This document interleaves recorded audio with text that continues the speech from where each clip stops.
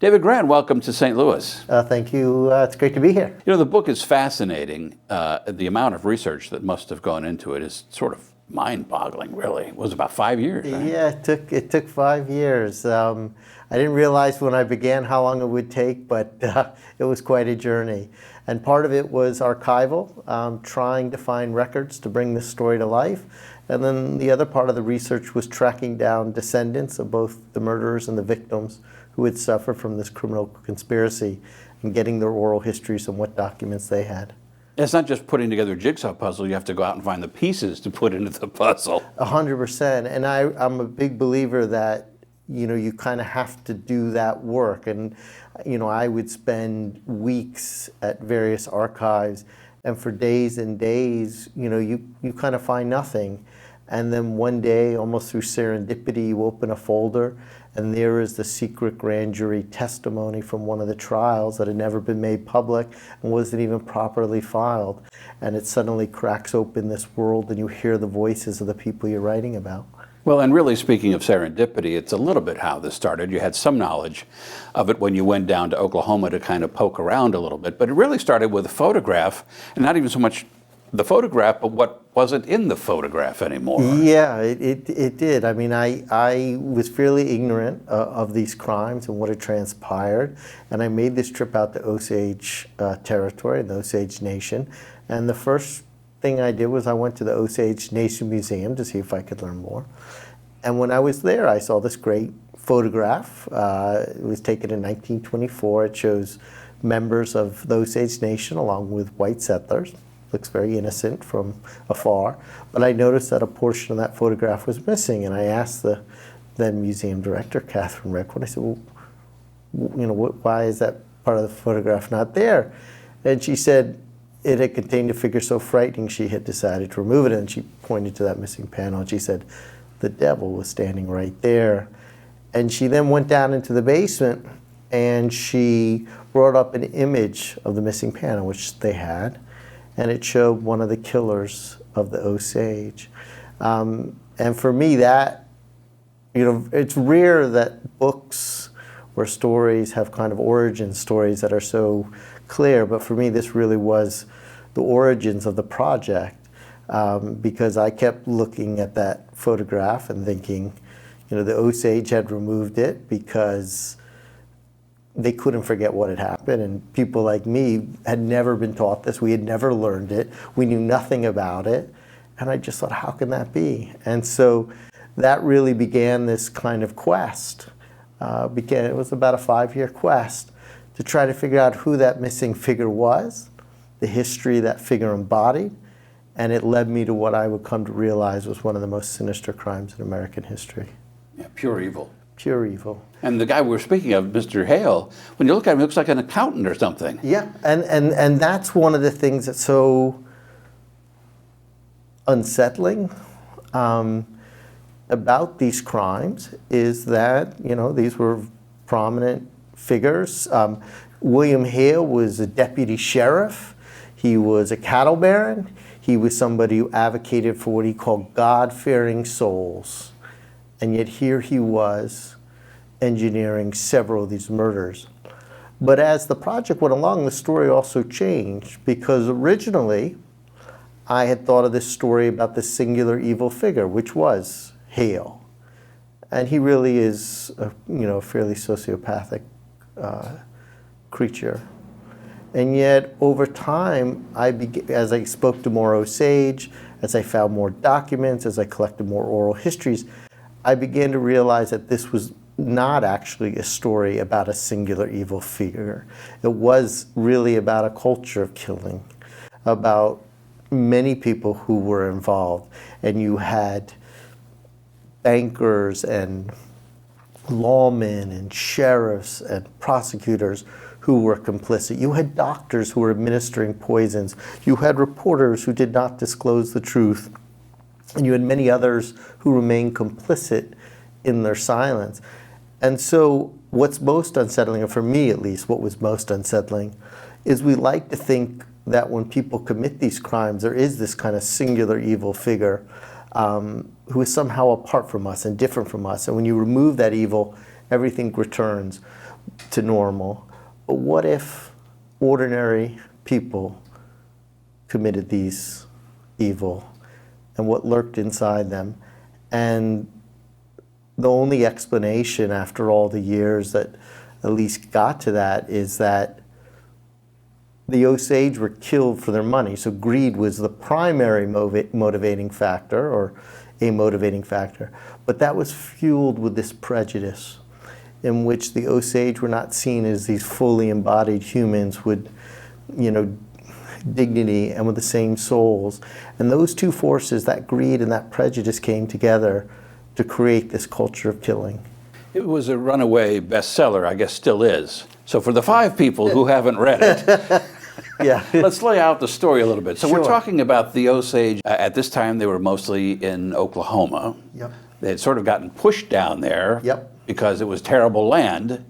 And the people who pushed them down there had a surprise under the land. Yeah, it turned out that this land where they had, this kind of pile of rocks, as one Osage chief called it back then, turned out to be sitting upon some of the largest deposits of oil then in the United States. And there were only about 2,000 or so Osage on the tribal roll at that point because of forced migration, disease, massacres. I mean, the Osage had been forced to cede more than 100 million acres of their territory. They once had a presence here in Missouri. They stretched all the way to the edge of the Rockies. Thomas Jefferson had referred to them as this great nation. And then, of course, as it happened to so many Native Americans, through this drive to take over their lands and massacres, their numbers had dwindled. But they ended up ultimately in the 1870s on this area was then Indian Territory. It would later become Oklahoma. And it turned out it was sitting upon all this oil. And so those 2,000 or so Osage received, for example, in the year 1923, the equivalent of what would be today about $400 million. They were considered the wealthiest people per capita then in the world. And reporters, often with a great deal of prejudice and sensationalism, would head out to Osage territory and kind of regale their readers with these stories about the quote-unquote plutocratic Osage and the quote-unquote red millionaires with their terracotta mansions and their cars. It was said at the time, whereas one American might own a car, each Osage owned 11 of them. Well, were they truly that profligate, or was it all just, I hate to use the term fake news, but... Yeah, there was a great deal of, the Osage were like any other human beings. You had some who were profligate, you had some who saved their money, you had some who invested. The specter of human nature, it was no different for the Osage as it was for, I think, any humankind. But what was different about the Osage was there was this great deal of prejudice, both in the coverage and then also in terms of what politicians ultimately decided to do. So they portrayed them as these children who somehow couldn't, again, it was part of this prejudice in which somehow the Osage, couldn't handle their money. And it went so far that members of the US Congress passed this legislation requiring that many Osage have these white guardians, these businessmen, these bankers, these politicians, to manage their fortunes. And this system was not abstractly racist, it was literally racist. It was based on the quantum of Osage blood. So if you were a full-blooded Osage, you were deemed quote-unquote incompetent, and you were given one of these guardians. And not only was it a racist system, it also led to one of the largest state and federally sanctioned criminal enterprises, as many of these guardians went on to swindle, tens, if not hundreds of millions of dollars from the Osage. Well, and it's not only is it outrageous, but I don't even see how it was legal. Yeah, well, except that Congress passed it. Yeah, which Congress I guess, passed it, and I really recommend, for me it was eye-opening to go back and dig up the debates that these members of Congress would have. And you really get a sense, we're not talking that long ago, you're talking about the 1920s, you really get a level and the breadth of prejudice that existed at that time.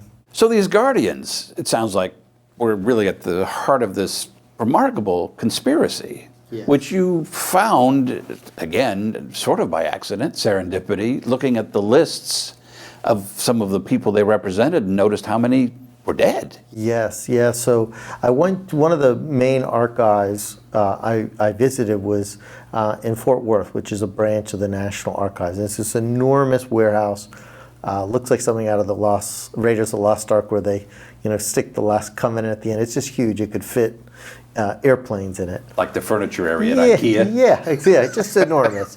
And I had pulled records on the Guardians, and I was hoping simply to determine whether a certain Osage had a certain Guardian. And so I pulled all these records. I was going through the boxes, and in those boxes was this ledger. It was a little book, had like a fabric cover, that identified Guardians and who were the Osages whose fortunes they had managed. And it was only for a few years. And when I opened up the book, I noticed that one of the Guardians had had 5 Osages whose fortune they had managed. And the only other thing in this book, besides the Guardian and the Osage whose fortunes they controlled, the only other writing in the book was if one of the Osages had died, somebody, some anonymous bureaucrat, had written the word next to the name. It just said the word dead. And so I noticed under one of these Guardians who had had 5 Osage, I noticed next to one of the names the word dead. And then I looked at the next name and I saw the word dead. And I looked at the next name and I saw the word dead. And then I looked at the 4th name and it said dead. And I looked at the 5th name, all 5 dead. And I thought, that's crazy. That defies any natural death rate. This is just a few years. The Osage were wealthy. They had health care. They were not hungry. And so I began to look at other names. And I noticed under one name there was there was one Guardian who had about a dozen Osages whose fortune they had managed. And about 50% were listed as dead. Now, again, some of these may have been from natural causes, but it defied any natural death rate. And so then I began to try to investigate and look into some of those names that were listed. And in several of the cases, I could find testimony of money that had been stolen, or a complaint about a poisoning, or of a suspicious death, or some bit of testimony. And by the end, I came to realize that this little seemingly antiseptic ledger really contained the hints of a systematic murder campaign. And to me, also the person and the bureaucrat who had written the word dead next to each name, it really struck me as this kind of banality of evil, this kind of bureaucratic evil. And it got to also the breadth of complicity, because that person had to have known as well. I mean, why are all these people having their names listed as dead? So why were these Guardians, those that participated in this conspiracy and others who weren't Guardians, killing them? Because they couldn't get the money through some sort of inheritance, because it was a head right. They could only be passed through the family. Is that correct? So when the Osage, before they became a state, Oklahoma became a state, the U.S. government forced upon the Osage this kind of culmination of this very brutal assimilation campaign, which was allotment. And what they wanted to do was to divvy up the land, and each Osage would have a portion, and then they would open up the rest of the lands. And this was a way, not incidentally, to make it much easier to procure Native American lands. And this had happened in many other First Nations. But when the Osage were negotiating, they had more leverage. One, they had a deed to their land. They had actually purchased it, so they had this deed. They were the last nation in what was then Indian territory to be allotted. They were led by one of their greatest chiefs at the time. This guy spoke like 7 languages, French, Sioux, and Latin.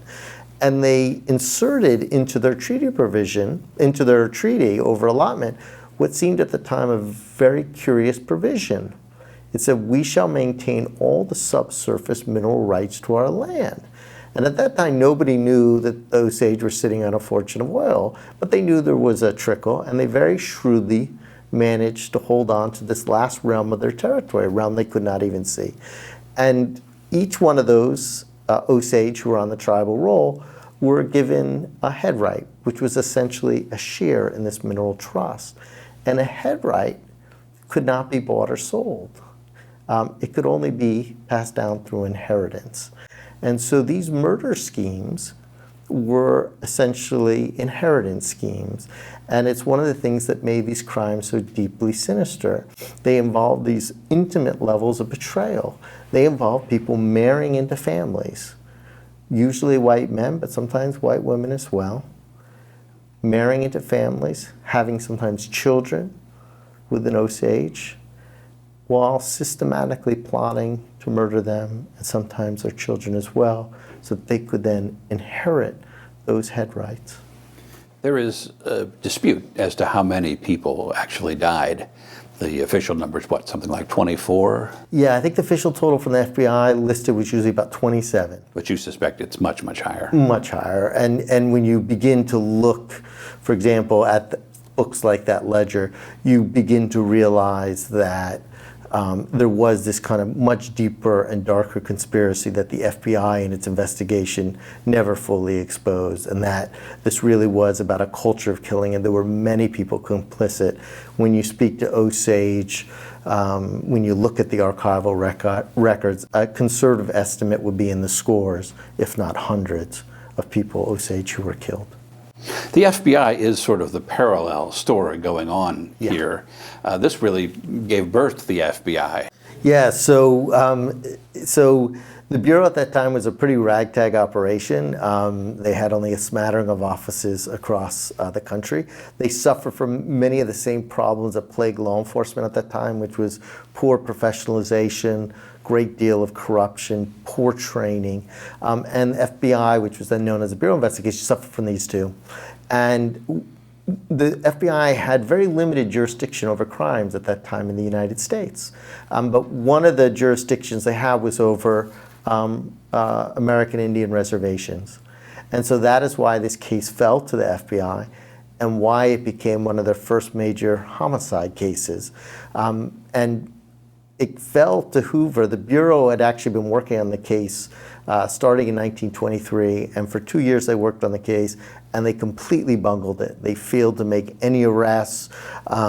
They got this informant, this guy named Blackie Thompson, who was this kind of legendary outlaw at the time. They got him out of jail thinking, okay, we can use him as an informant to help us, and instead he slipped away and he robbed the bank and he killed the police officer. Just before that, Hoover wanted to dump the case because he didn't think they could solve it, and he just was afraid of the headaches. But he was suddenly afraid that the scandal might destroy his dreams of building this bureaucratic empire. He was only 29 at the time. He was new to the job, and he was afraid that the scandal might end it. So that is why he took over the case, and he eventually turned it over to a frontier lawman, an old FBI agent, a guy named Tom White, who takes over the case or leads the investigation. It was really one of their first major homicide cases, and what it did was it helped build the manner both of its power as a federal agency, where it would have broader jurisdiction, but also the beginning of kind of the professionalization of investigations. And this was a real stepping stone toward that. They used fingerprinting, they used handwriting analysis, they used undercover operatives to try to crack the case. And so it became a kind of case study or model in the development of the Bureau. Well, and they needed all of that technology, or at least technology of the time, because these murders were kind of all over the map. Some were shootings, some were poisonings. It wasn't just one kind of, basic conspiracy. It was crazy. Yeah, it was crazy. And I write a lot about this remarkable woman named Molly Burkhart, this Osage woman who was born in a wigwam in the 1880s, practicing Osage traditions, speaking Osage. Because of the oil money, within a few decades, she's living in this kind of large terracotta house. She's married a white settler. And she really is somebody who straddles not only 2 centuries, but 2 civilizations.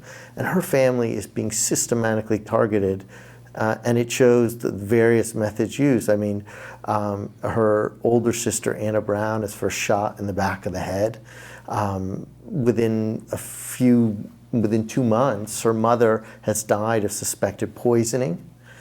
And then she had a younger sister who was so terrified of these killings, she had moved to live closer to Molly.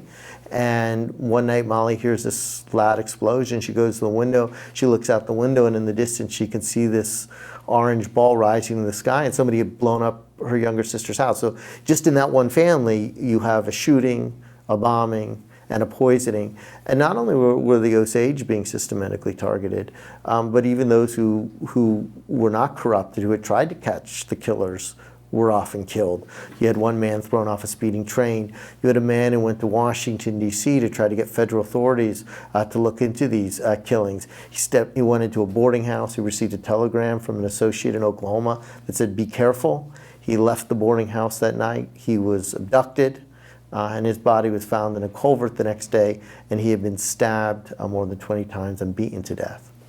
Again, for the 5 people who haven't read the book, I don't want to spoil the ending. So we won't go into if justice was meted out, although I think you can probably guess for the most part that the story kind of goes in that direction. But it's your belief, I think, from the research that you came up with that makes up the 3rd section of the book, Yes. that there's a lot more out there that could be uncovered. Yes, and one of the things in speaking to so many Osage, getting their oral histories and getting documents, is you begin to realize that there are a lot of other suspicious deaths that were never properly investigated, and that the case was effectively closed prematurely.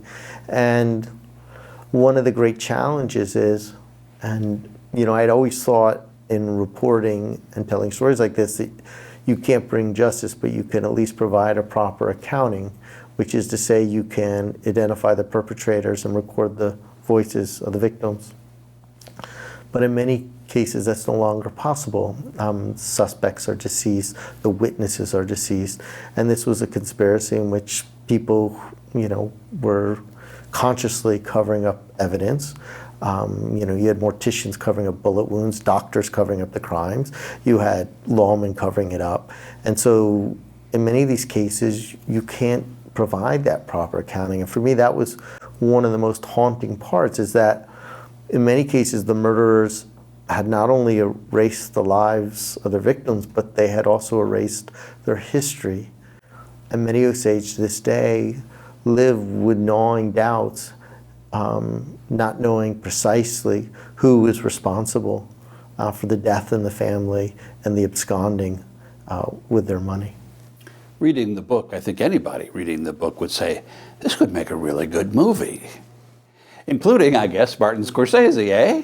Yeah, so Martin Scorsese is, they're in pre-production now, and they're getting ready to shoot in Osage County, which is terrific, and to have Osage participate. And we talked about that photograph a little bit. And for me, the hope when writing the book was hopefully to address my own ignorance, but also to hopefully fill in some of the ignorance of people outside the Osage Nation. The Osage obviously know their history deeply. And my hope is with the movie, a book reaches so many people, but a movie can reach even more. That this story will become part of our national narrative, will become part of our consciousness and part of our conscience, which is where it belongs. I understand it's Robert De Niro and Leonardo DiCaprio? That's correct. The good thing is it's a very sensitive story. It's got a lot of moral complexity, but it's in the hands of people who are serious and sensitive, I hope, and really care about getting it right, which is important. What do you hope the takeaway is for people who either read the book or see the movie? It's too late to bring justice. We're talking, you can't bring justice. You can't bring people back to life. But my hope is that we can at least restore some of our history so that we can know more about our past. And in knowing more about our past, also think about the kind of people we want to be and the kind of nation we want to be in the future. And I hope that'll be the takeaway as people move forward. Maybe some good can come of it. One hopes. David Grant, thanks very much for Thank visiting you. with us. Appreciate Thank you. it.